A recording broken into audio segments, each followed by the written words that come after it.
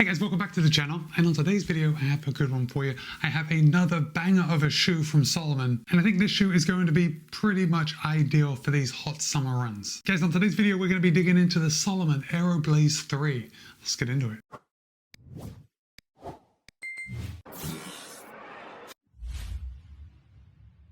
First of all, I do just want to say thank you to Salomon. They were good enough to send me this pair of the Aero Blaze 3 for the purpose of review. However, they haven't told me what to say.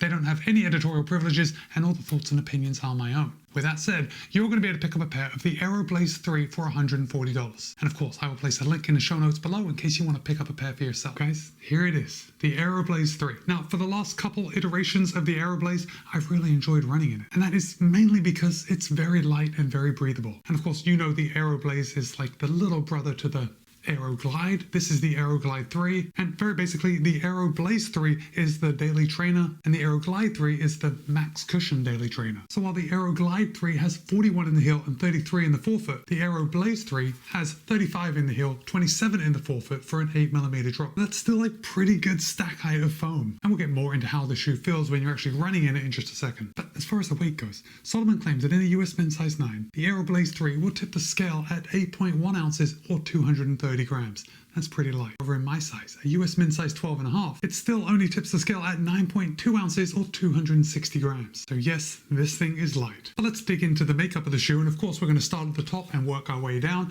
And if I hold that up to you, yeah, you can see that heel collar padding. And by showing you this, I want you to see that it's padded, like it's more than padded to be comfortable when you put your foot in, but it's not over the top. I know this is a $140 daily trainer, but you know as well as I do, sometimes these brands really overdo the padding, and that isn't the case here. The heel counter on the Aero Blaze is nice and rigid. It gave me a good heel lockdown, but of course if you still had heel slip, we do have that extra lace loop right on the top, so you would be able to do the runner's knot. The upper on the Aero Blaze 3 is a seamless engineered mesh, and it's quite rigid. Like when I run my hand over it, the feel of the material is quite stiff, but it is very breathable. Now, for those of you that were paying attention, you've probably heard me say it's a seamless engineered mesh upper, and that is actually pretty rare, because when I look around the shoe, it's like I realize, yeah, it really is seamless. What really brings it home is when I look at the upper of the Aero Glide 3.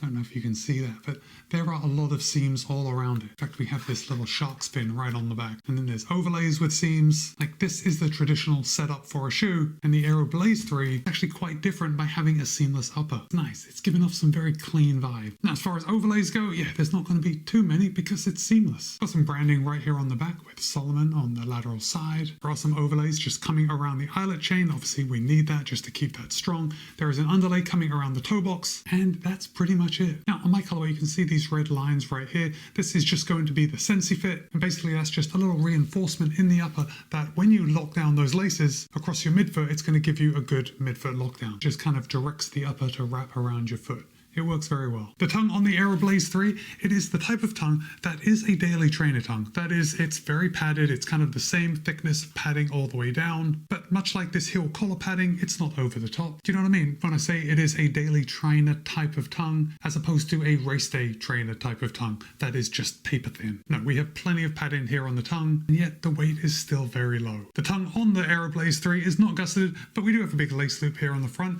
And for me, personally, I didn't have any issues with the tongue moving around on me. When I laced down the shoe, I got a good lockdown, and the laces never came untied. The Aero Blaze 3 does have a removable Ortholite insole, so just in case you wanted to take that out and put in something custom or replace it, definitely have that option. And then we're going to move down to the midsole, because this is what I want you to listen to, especially if you've run in Salomon shoes, you know, maybe last year or in the last couple of years, because Salomon has updated their midsole foam in the Aero Blaze 3 to Energy Foam Evo. And Energy Foam Evo is a beaded TPU foam, and for me, this brought Salomon shoes to the next level. They're daily trainers. Because before, when we were using Energy Foam in the Aero Blaze, the Aero Blaze 2, and of course the Aero Glide 2, by the way, the Aero Glide 3 does have that Energy Foam Evo also, but before we were using Energy Foam, and I always just found it just maybe slightly too firm for my taste. Now with the Energy Foam Evo, it's a softer durometer, feels very nice underfoot. And by that, I mean it gives a lot of protection, and it's light, and it does offer some pop. And if we come down to the bottom of the shoe, yeah, you can see we've got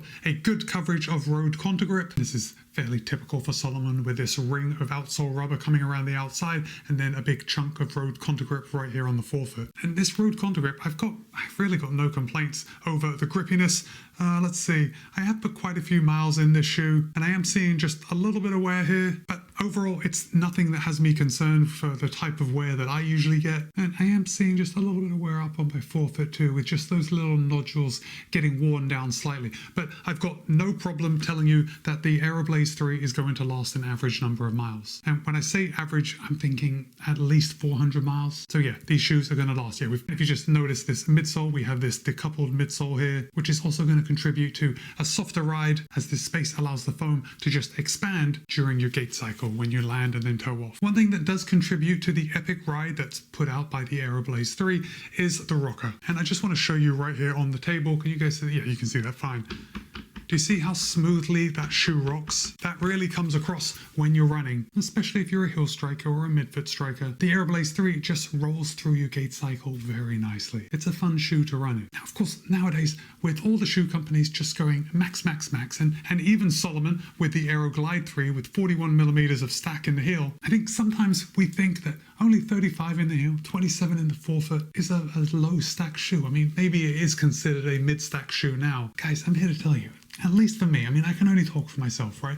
But 35 in the heel is more than enough protection for almost any run. In fact, I don't know. I'm going to go out there and say it's enough for any run. I would have no problem doing my long runs in the Aero Blaze 3 with this 35 millimeters of stack in the heel. The additional upside of having such a light shoe is that it allows you to pick up the pace. And when we are talking about a daily trainer is supposed to do a little bit of everything really well. I mean, mainly we're going out for a lot of easy runs, but in my testing of the Aero Blaze 3, I did take this shoe out for 800 meter repeats. And I've got to say, it performed exceptionally well. There was never a time when I was running those repeats that I thought, oh, I think the shoe is holding me back. I need something a little lighter. I need a plate. No, this is a solid training shoe. And it does all the types of runs that you are going to experience during your training cycle. The Energy Foam Evo, I know I said it's a lot softer than the Energy Foam before it, but it's definitely not too soft. I wouldn't call it plush, but Salomon has somehow, they've threaded the needle. And I know this is all very much a personal preference, but for me at least, they've threaded the needle between softness and firmness,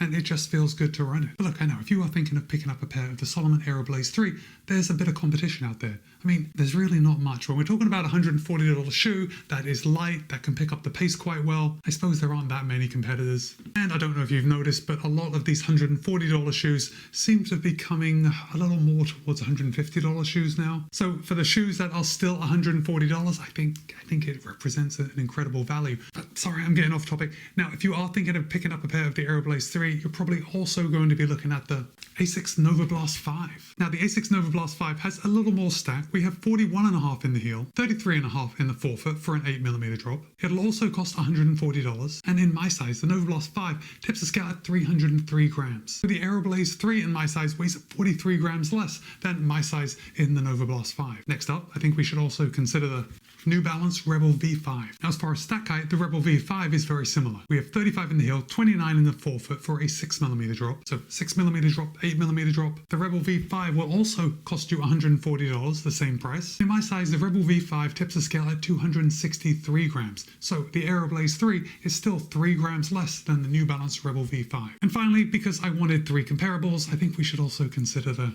Adidas Supernova Rise 2. Now, the Supernova Rise 2 is the same price as the Aero Blaze 3, both $140. The Supernova Rise 2 has 36.26 for a 10mm drop, and in my size tips the scale at 323 grams. So with this comparable, the Aero Blaze 3 weighs 63 grams less than the Supernova Rise 2. What are your thoughts on those comparables? But what I really want to know is, have you run in any Salomon road shoes? Have you run in any of the other Aero Blaze through the years? So the original, version 2? And are you thinking of picking up a pair of the Salomon Aero Blaze 3? Definitely drop a comment and let me know. But for now, it's Matt B. This has been my review of the Salomon Aero Blaze 3. Be kind, be happy, run well. See you in a couple of days.